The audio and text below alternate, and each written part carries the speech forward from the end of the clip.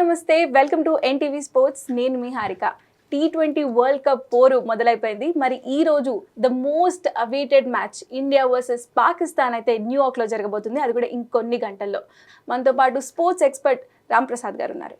నమస్కారం అండి, ఎలా ఉన్నారు? సో అసలు T20 వరల్డ్ కప్ అంటేనే ఒక క్రేజ్. అంటే అందులో ఇప్పుడు already India versus Pakistan match ఈ రోజు ఉందంటే ద క్రేజ్ ఇంకా వేరే లెవెల్కి వెళ్ళిపోయింది. ఆ హైప్ అంతా ఉందంటారా? డెఫినెట్గా చాలా హైప్ నేచురల్ హైప్ క్రియేట్ అయిపోయింది. ఎందుకంటే రెండు జట్లు కూడా, ఒకటి ఇండియా గెలిచింది, పాకిస్తాన్ ఓడిపోయి ఉంది. సో పాకిస్తాన్కి ఇట్లాంటి టైం కూడా రాదు. ఎందుకంటే ఇండియా మీద గెలిచి మరొకసారి అంటే వరల్డ్ కప్లో ఉండాలి. సో ఓడిపోతే మళ్ళీ ప్రాబ్లం, మిగతా మ్యాచ్ అన్నీ కూడా గెలవాలి. సో ఇండియా గెలిస్తే ఇంకా కొంచెం ఈజీ అవుతుంది ముందుకెళ్ళడానికి. సో పాకిస్తాన్లో కూడా లుకలుకలు. సో పాకిస్తాన్ ఎందుకంటే ముఖ్యంగా యూఎస్ని లైట్ తీసుకుంది. సో దానికి తగ్గట్టుగా ఫలితం అనుభవించింది. సో మనం ఒక బ్యూటిఫుల్ మ్యాచ్ చూసాం, రసవత్తరమైన మ్యాచ్ చూసాం. 159 runs and 160 runs chasing. So అలాంటి మ్యాచ్ పాకిస్తాన్ ఓడిపోవడం అంటే ఊహించని విధంగా యూఎస్ఏ గెలవడం. సో ఈ మ్యాచ్కి చాలా ఇంపార్టెన్స్ ఉంది. పాకిస్తాన్ కి అటు ఇండియాకి రెండు సైడ్స్ నుంచి అంత ఇంపార్టెంట్ మ్యాచ్ ఇది. డెఫినెట్ గా ఇంకోటి ఏంటంటే ప్రేక్షకుల మద్దతు కూడా ఎక్కువ ఉంది. అక్కడ న్యూయార్క్ లో ఎక్కువ ఇండియన్స్, పాకిస్తాన్ అలాగే ఏషియన్స్ బాగా మంది ఉంటారు. సో డెఫినెట్ గా ఈ మ్యాచ్ చూడడానికి చాలా మంది జనాలు వస్తారు. సో ఐసీసీ కావాల్సింది కూడా ఇదే. సో ఎందుకంటే ప్రపంచవ్యాప్తంగా క్రికెట్ ని అంటే ఒక ఆదరించడానికి అంటే అవకాశం, అంటే అన్ని చోట్ల డెవలప్ కావడానికి, అంటే అన్ని స్పోర్ట్స్ లాగా క్రికెట్ను కూడా అన్ని ఖండాల్లో కూడా విస్తరించడానికి ఇది ఒక మంచి అవకాశం. సో యూఎస్ఏ ఆల్రెడీ ఒక గ్రేట్ మ్యాచ్ ఆడింది పాకిస్తాన్ తోటి. దానివల్ల అందరూ కూడా ఇప్పుడు పాకిస్తాన్ ఇండియా మ్యాచ్ గురించి అమెరికాలో కూడా మాట్లాడుకుంటున్నారు. సో వెస్టిండీస్ అమెరికాలో నిర్వహిస్తున్న ఈ టోర్నమెంట్కి పాకిస్తాన్ ఇండియా మ్యాచ్ చాలా ముఖ్యమైన మ్యాచ్. ఈవెన్ ఒక ఫైనల్ కానీ ఫైనల్ అనుకోవచ్చు. ఇది ఒక ఫైనల్స్లో ఎంత రసవత్తంగా నడుస్తుందో ఈ రోజు మ్యాచ్ కూడా అంత రసవత్తరంగా నడుస్తుంది. డెఫినెట్గా పాకిస్తాన్ ఇండియా మ్యాచ్ అంటే అంతే. ఓకే, సో ఇప్పుడు రీసెంట్గా ఐపీఎల్ అయిపోయి మన ప్లేయర్స్ ఎవరైతే ఉన్నారో వరల్డ్ కప్ వచ్చారు. సో అంటే ఐపీఎల్ వాళ్ళు ఆడిన దాని ప్రకారం చూసుకుంటే ఇప్పుడు వరల్డ్ కప్కి ఐపీఎల్కి అంటే డిఫరెన్స్ ఏం నడుస్తుంది అంటే బౌలింగ్ పరంగా, బ్యాటింగ్ పరంగా ఏమేమి మారాయి? సో ఇక్కడ రన్స్ కోసం తడబడుతున్నారు, చేజింగ్ చేయడం చాలా కష్టంగా ఉంది. ఈ మంచి టీమ్స్, న్యూజిలాండ్ టీం కూడా, శ్రీలంక టీం కూడా దాదాపు నిన్న మ్యాచ్ ఓడిపోయాయి, కష్టపడి ఓడిపోయాయి. సో ఆఫ్ఘనిస్తాన్ గెలిచింది, అటు బంగ్లాదేశ్ గెలిచింది. అటు చేజింగ్ చాలా కష్టంగా ఉంది. సో ముఖ్యంగా న్యూయార్క్లో ఇంకా కష్టంగా ఉంది. ఒక బౌన్స్ అట్లా ఉంది, అంటే అన్ఈవెన్ బౌన్స్ ఉంది. సో ఈవెన్ మనం చూసాం రోహిత్ శర్మ గాయపడ్డాడు. సో తక్కువ పరుగులు, అంటే ఐపీఎల్లోనేమో 300కు దగ్గరగా పరుగులు చేసాం, హిస్టరీ క్రియేట్ చేసాం. సో ఇది ఇంటర్నేషనల్ మ్యాచెస్, అది ఫ్రాంచైజ్ లీగ్. సో డిఫరెంట్గా ఇంకోటి ఇండియా లోపల ఫ్లాట్ వికెట్స్ ఉంటాయి. సో ఇలాంటి వికెట్స్ మీద పరుగులు సాధించడం. సో మళ్ళీ ప్లేస్ మారింది. సో క్రికెట్ ఏం మారలేదు, T20 ఇది T20 అది T20. బట్ ఇక్కడ చూస్తే ఇక్కడ ఒక బ్యాటింగ్ పిచ్చెస్ ఎక్కువ ఉంటాయి. ఇక్కడ ఈజీగా మనం ఒక బ్యాటర్ రాణించవచ్చు. సో బౌలర్కి చాలా కష్టమైన రోజులు ఉంటాయి. ఇప్పుడు అక్కడ బౌలర్కి ఒక మంచి రోజులు వచ్చాయి. సో ఇక్కడ చూస్తుంటే ఒక మంచి బ్యాలెన్స్డ్ వరల్డ్ కప్ ఇది. సో మీరు అన్నట్టు ఇప్పుడు చూసుకుంటే ఫస్ట్ రోహిత్ శర్మ గాయపడ్డారు బికాస్ ఆఫ్ ద పిచ్చెస్ కారణంగా. ఈ రోజు న్యూయార్క్ పిచ్ ఎలా ఉండబోతుంది అంటారు? అంటే బౌలింగ్కి ఫేవరబుల్గా ఉంటుందా, బ్యాటింగ్కి? డెఫినెట్గా ఇది అంటే బౌన్సీ వికెట్ ఉంటుంది. సో మనం ఫస్ట్ మ్యాచ్ చూసాం చూడండి. ఫస్ట్ మ్యాచ్లో మనం చాలా మట్టుకు ఒక మంచి నిర్ణయం తీసుకున్నాం అని చెప్పుకోవచ్చు. ఎందుకంటే ఒక ముగ్గురు ఫాస్ట్ బౌలర్ను మినహాయిస్తే మిగతా అందరూ కూడా 4 బ్యాటర్స్, సో ఆల్రౌండర్స్తోనే మనం ఆడాం. సో అంటే మనం ఏం టెస్ట్ చేసుకున్నాం అంటే అందరికీ బ్యాటింగ్ అవకాశం వస్తుందేమో. ఎందుకంటే ఐర్లాండ్ కూడా మంచి టీం. సో అలాంటి టీంను ఇప్పుడు కూడా మనం ఎలాంటి దుస్సాహసానికి పోలేదు. సో మనం ఆత్మవిశ్వాసానికి పోకుండా ఒక మంచి టీం, బ్యాలెన్స్ టీం తీసుకున్నాం. అలాగే ఐపీఎల్ లోపల విరాట్ కోహ్లీ మీకు తెలుసు రాయల్ ఛాలెంజర్స్ తరఫున ఆడతాడు. అతను బ్యాటింగ్ ఓపెనింగ్ వస్తాడు. సో నార్మల్గా అతను 1 డౌన్ 2 డౌన్ వస్తాడు. సో ఇక్కడ మనం ఓపెనింగ్ ఎక్స్పెరిమెంట్ చేశాం. సో మనం ఊహించలేదు, ఎవరు కూడా ఈ టీం ఇట్లా ఆడుతుందని ఊహించలేదు. సో ఇక్కడ వికెట్ వేస్తే డెఫినెట్గా బౌన్సీ వికెట్ ఉంటుంది. సో తక్కువ రన్స్ చేసే అవకాశం ఉంటుంది. సో చేజింగ్ చేసే టీంకు అవకాశం ఎక్కువ ఉండే అవకాశం. ఓకే, సో ఇప్పుడు ఆల్రెడీ రోహిత్ శర్మ గారు అంటే లైక్ ఇంజూర్డ్ అయ్యారు కాబట్టి ఈ రోజు రోహిత్ శర్మ ఆడరా అనే క్వశ్చన్ చాలా తలెత్తుతుంది. ఒకవేళ ఆడకపోతే who will be the captain? So definite మీకు అంత పెద్దగా క్యాప్టెన్ విషయంలో అంత పెద్దగా T20లో ప్రభావం ఉండదు. ఎందుకంటే విరాట్ కోహ్లీ డెఫినెట్గా సపోర్ట్ చేస్తుంటాడు. సో రోహిత్ శర్మ లేకపోతే యశస్వి జైస్వాల్ టీంలోకి వచ్చే అవకాశం ఉంటుంది. సో క్యాప్టెన్గా హార్దిక్ పాండ్యా ఆల్రెడీ గుజరాత్ టైటాన్స్ను గెలిపించిన అతనికి ఐపీఎల్ అనుభవం ఉంది. సో వీళ్ళందరి ప్లేయర్లతోటి కోఆర్డినేషన్ ఉంది. సో పెద్ద క్యాప్టెన్ పెద్ద ఇష్యూ కాదు ఇక్కడ. రోహిత్ శర్మ ఆడతాడంటారా ఈ మ్యాచ్ లో? డెఫినెట్గా ఆడతాడు. బట్ ఇంతవరకు గాయం అంత తీవ్రత అయితే తెలియదు. ఇప్పటివరకు గాయం అంత తీవ్రంగా ఉంది. మరి రోహిత్ శర్మ ఆడలేని పరిస్థితులు అయితే ఇప్పటివరకు అయితే మనకు ఎక్కడి నుంచి కూడా మనం పేపర్లో కానీ ఎక్కడి నుంచి న్యూస్ అయితే వినలేదు. సో డెఫినెట్గా రోహిత్ శర్మ ఆడతాడని అనుకుందాం. ఆడితే డెఫినెట్గా మంచిది. ఒకవేళ ఆడకున్నా కానీ పెద్ద ప్రాబ్లం లేదు, ఎందుకంటే యశస్వి జైస్వాల్ దాన్ని భర్తీ చేయగల ఓపెనర్ ఉన్నాడు. సో మనం ఫస్ట్ మ్యాచ్ యాక్చువల్లీ మనం ఎక్స్పెక్ట్ చేసాం యశస్వి జైస్వాల్ ఆడతాడని. సో ఒకసారి దుబేని కూడా వాళ్ళు ప్రమోట్ చేద్దాం అనుకున్నారు. సో ఇట్లా ఆ గాయం కూడా అయింది. సో అంత పెద్దగా మనకు అనిపించలేదు. మ్యాచ్ తర్వాత కూడా అందరితో షేక్ హ్యాండ్ ఇస్తూ అనిపించాడు. కొంచెం అంటే అంత పెద్దగా ప్రాబ్లం కనిపించలేదు. సో రోహిత్ శర్మ ఆడతాడని అనుకో. సో ఆడే ఛాన్సెస్ అయితే ఎక్కువ ఉన్నాయి అంటారు. డెఫినెట్ గా. సో కమింగ్ టు ఈ రోజు మ్యాచ్ లో one of the important factor ఏదంటే పాకిస్తాన్ టీంలో ఆల్రెడీ మనం చూస్తున్నాం చాలా లైక్ విభేదాలు జరుగుతున్నాయి, చాలా కాన్ఫ్లిక్ట్స్ నడుస్తున్నాయి. సో బాబర్కి వర్సెస్ అమీర్కి ఇలా చాలా వాగ్వాదాలు జరుగుతున్నాయి. సో ఇవన్నీ కూడా వాళ్ళ టీమ్ మ్యాచ్కి ఎఫెక్ట్ అవుతాయి అంటారా? డెఫినెట్గా ఎఫెక్ట్ అవుతాయి. ఎందుకంటే ఇది ఎట్లా ఉంటుంది అంటే మానసికంగా ప్లేయర్ మంచిగా అంటే ఆరోగ్యంతో ఉన్నప్పుడు మాత్రమే అతని 100% ఎఫర్ట్స్ పెట్టగలుగుతాడు. సో మనసు లోపల ఒక డిఫరెంట్ ఒక నెగిటివ్ ఆలోచనలు ఉన్నప్పుడు అతను ఒక ప్రభావితం చూపలేడు. సో నెగిటివ్ ప్రభావం చూపించే అవకాశం ఉంటుంది. సో అలాంటిది పాకిస్తాన్ అనిశ్చితికి మారిపోయారు. ఎప్పుడు గెలుస్తుందా ఎప్పుడు ఓడిపోతుందా తెలియదు. సో ఎన్నో సందర్భాల్లో మనం చూసాం, చిన్న మ్యాచ్లు చిన్న టీమ్స్తో ఓడిపోయింది పాకిస్తాన్. సో లుకలు పాకిస్తాన్కి ఎప్పుడు నిత్య కృత్యం, అది ఎప్పుడు రెగ్యులర్గా జరుగుతూనే ఉంటాయి పాకిస్తాన్లో. కానీ బట్ ఇండియాతో ఆడుతున్నప్పుడు ఇవన్నీ మర్చిపోతారు వాళ్ళు. పట్టుదల అట్లా ఉంటుంది. ఇండియాతో ఆడాలి, గెలవాలి. ఎందుకంటే ఇప్పుడు ఇండియాతో గెలిస్తే యూఎస్ఏతో ఓడిపోయింది కూడా అందరూ మర్చిపోతారు. సో ఈ సంతోషంలో ఉంటారు. ఈవెన్ వాళ్ళు వరల్డ్ కప్ ఓడిపోయినా పర్వాలేదు, బట్ ఇండియాతో మాత్రం మ్యాచ్ గెలవాలి, అదే మోటోతో ఉంటుంది. సో అలాంటి సందర్భాల్లో ఇప్పుడు ఇండియా మ్యాచ్ చాలా క్రూషియల్.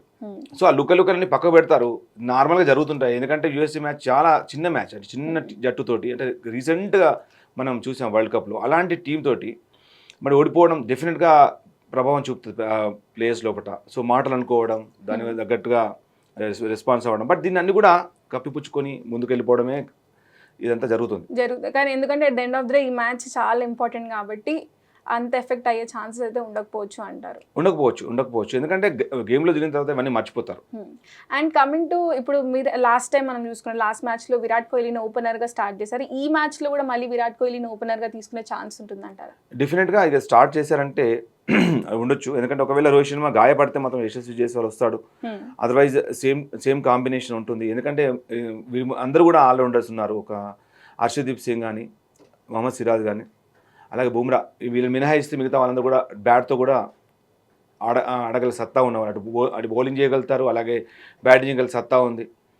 సో మేబీ ఇంకెవరిని కూడా ప్రయోగం చేయకపోవచ్చు. ఒకవేళ ఇంజర్డ్ ఒకవేళ రోహిత్ శర్మ అయితేనే మాత్రమే టీంలో ఏమైనా మార్పులు జరగచ్చు. సో రోహిత్ శర్మ ఆడాలని అనుకుందాం మనం అయితే డెఫినెట్గా.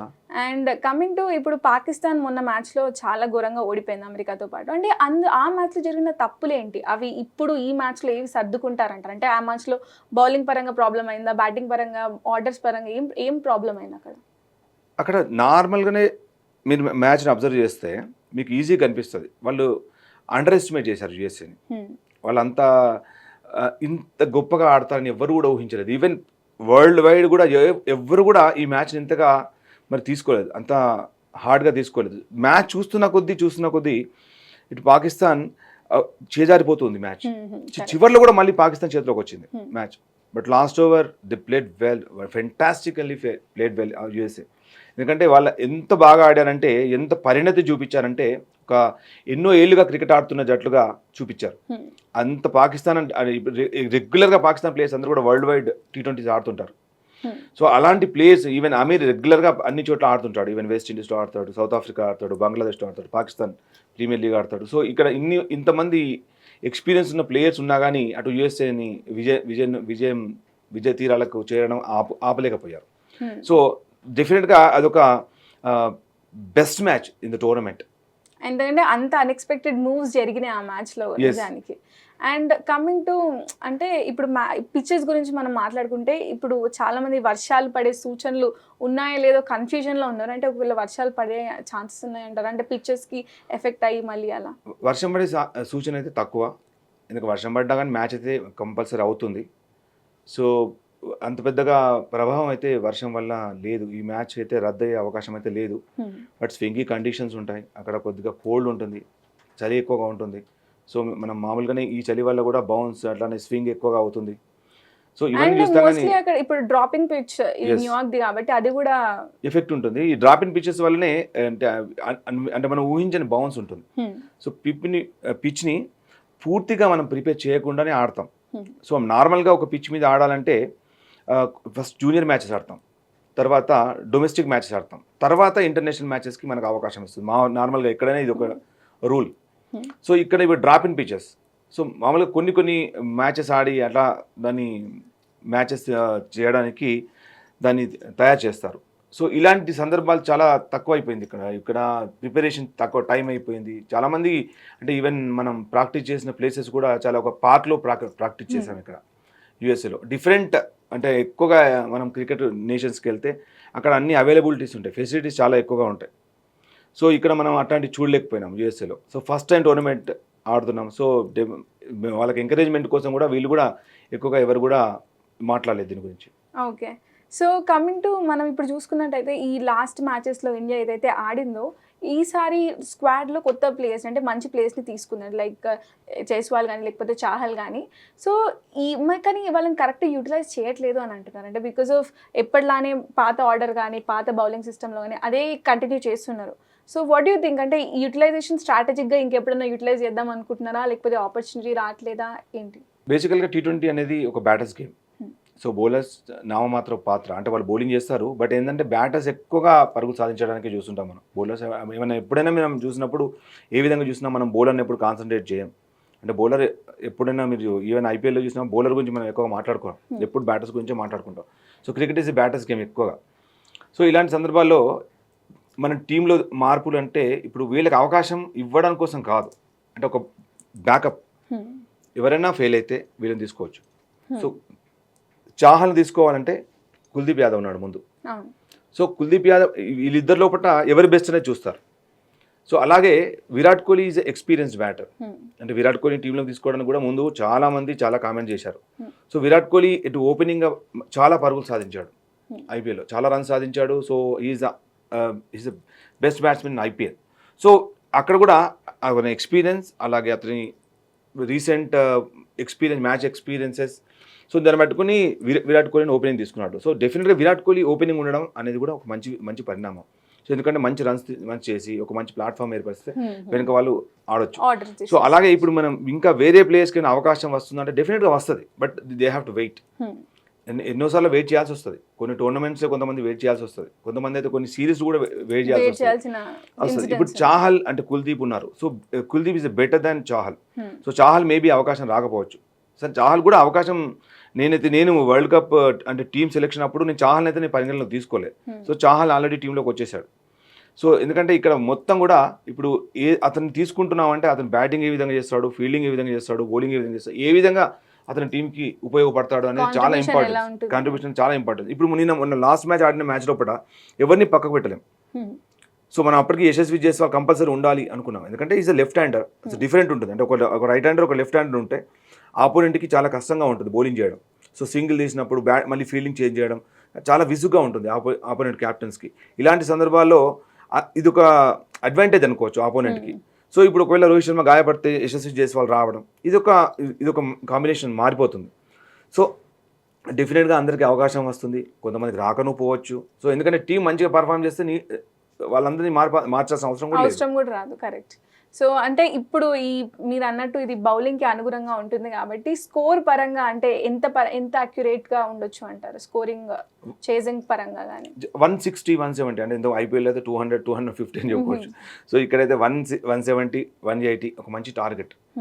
సో ఎందుకంటే మన దగ్గర బౌలింగ్ వనరులు చాలా బాగున్నాయి. బూమ్రా, సో అక్షర్ పటేల్, రవీంద్ర జడేజా, సిరాజుద్దీన్, అలాగే హర్షదీప్ సింగ్ ఎటువంటి పరిస్థితుల్లో కూడా చాలా చక్కగా రాణిస్తాడు. లాస్ట్ మ్యాచ్లో అంత పెద్దగా రాణించకపోవచ్చు, but is a wonderful talented.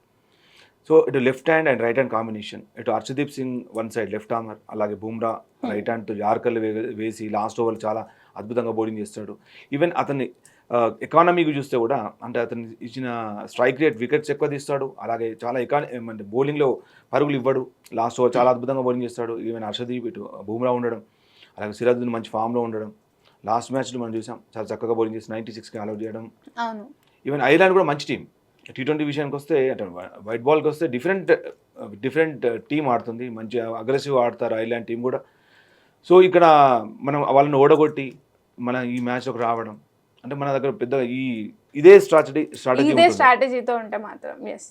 So మీరు అన్నట్టు ఈ మ్యాచ్ అయితే మొత్తానికి ఇరు జట్లకి చాలా ఇంపార్టెంట్ మ్యాచ్ కాబట్టి సో ఇండియా ఏం ప్రిపేర్డ్ ఉండాలి పాకిస్తాన్ నుంచి బౌలింగ్ పరంగా, బ్యాటింగ్ పరంగా, ఆర్డర్ పరంగా చూసుకుంటే ఇండియా పాకిస్తాన్ నుంచి అంటే దేనికి రెడీగా ప్రిపేర్డ్గా ఉండాలి అంటారు? లెఫ్ట్ ఆర్మ్ ఫాస్ట్ బౌలింగ్ ఆడడంలో మన వీక్. సో అమీర్ ఇంతవరకు ఛాంపియన్స్ ట్రోఫీలో లాస్ట్ టైం కూడా మనం ఛాంపియన్స్ ట్రోఫీలో ఆడాం. ఆ తర్వాత అమీర్ ఎక్కువగా ఇంటర్నేషనల్ క్రికెట్ ఆడలేదు. Amir is a wonderful talented bowler. So Rauf కానీ అలాగే మిగతా బౌలర్స్ కూడా Afridi left arm is such talented bowlers ఉన్నారు పాకిస్తాన్ దగ్గర. సో ఇండియా అనగానే వాళ్ళ లోపల వాళ్ళ నిజస్వరూపం బయటపడుతుంది, అంటే వాళ్ళ ఖచ్చితత్వం బయటపడుతుంది. వాళ్ళ టాలెంట్ అంతా వెలికి తీసి ఇండియాతోటే వాళ్ళు చూపిస్తారు. సో మొత్తం పట్టుదల కృషి ఎట్లయినా ఈ మ్యాచ్ వినాలి, ఫైనల్స్ ఎంతో తెలియదు కానీ ఇండియా వర్సెస్ పాకిస్తాన్ అయితే వినాలని ఇరు జట్లకి ఉంటుంది డెఫినెట్గా. సో ఇటు లెఫ్ట్ ఆర్మ్ ఫాస్ట్ బౌల్ ఆడడం మన వీక్, చాలా మటుకు మన వీక్ అని చెప్పుకోవచ్చు. సో ఈ మ్యాచ్లో ఒకవేళ రోహిత్ శర్మ గాయపడినా లేకపోతే ఏమైనా టీంలో మార్పులు జరిగినా సో ఒక లెఫ్ట్ హ్యాండర్ బ్యాటర్ ఉంటే అడ్వాంటేజ్.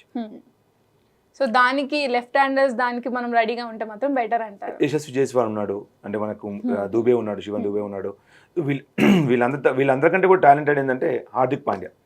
లెఫ్ట్ ఆర్మ్ బౌలర్ ఉన్నా, రైట్ హ్యాండ్ బౌలర్ ఉన్నా, స్పిన్నర్ ఉన్నా, ఫాస్ట్ బౌలర్ ఉన్నా, హార్దిక్ పాండ్యా ఉండడం అనేది ఒక అడ్వాంటేజ్ ఇండియాకి. సో హార్దిక్ పాండ్యా గురించి మాట్లాడుతున్నట్టయితే ఇప్పుడు యాక్చువల్గా ఇప్పుడు ఐపీఎల్లో చాలా ట్రోలింగ్స్ పరంగా కానీ Hardik Pandya match playing cricket పరంగా కానీ చాలా ఎఫెక్ట్ అయింది. సో అందుకు మరి ఈ మ్యాచ్లో అంటే వరల్డ్ కప్లో కరెక్ట్గా యూటిలైజ్ చేసుకుంటారంటారా హార్దిక్ పాండ్యాని? డెఫినెట్గా హార్దిక్ పాండ్యా ఉండకుండా మ్యాచ్ ఉండదు, ఎందుకంటే is a such talented allrounder.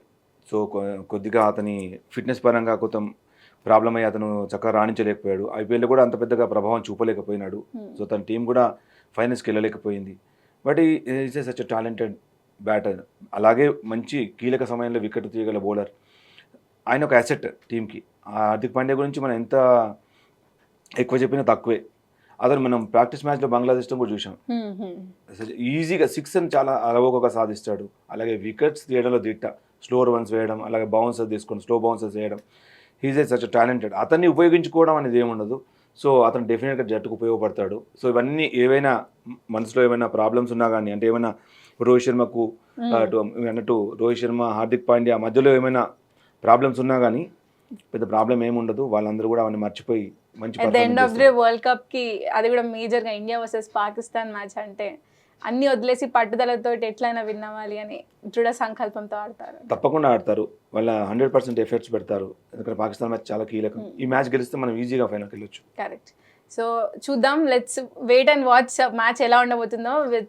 Will cheer up to the India, ఎందుకంటే మొత్తానికి అది ఈ మ్యాచ్ చాలా కీలకం ఫైనల్స్కి వెళ్ళడానికి. అండ్ ఇరు జట్లు కూడా అంత కాంపిటేటివ్గా, అంత టఫ్ మ్యాచ్గా, అంత టఫ్ బ్యాటిల్ తోటి రాబోతున్నారు. So let's say all the best to the team India. All the best.